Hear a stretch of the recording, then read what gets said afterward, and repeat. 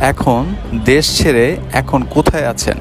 দেখা গেল হঠাৎ তাকে এখানে। পালাবো না।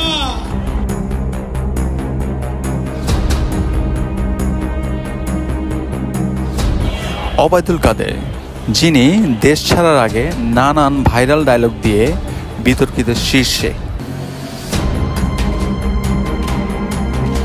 পালিয়ে কোথায় আত্মগোপন করেছেন, দেশে না বিদেশে?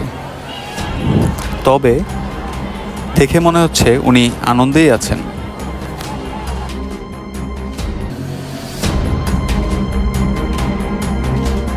প্রয়োজনে ফখরুল সাহেবের বাসায় গিয়ে উঠবো।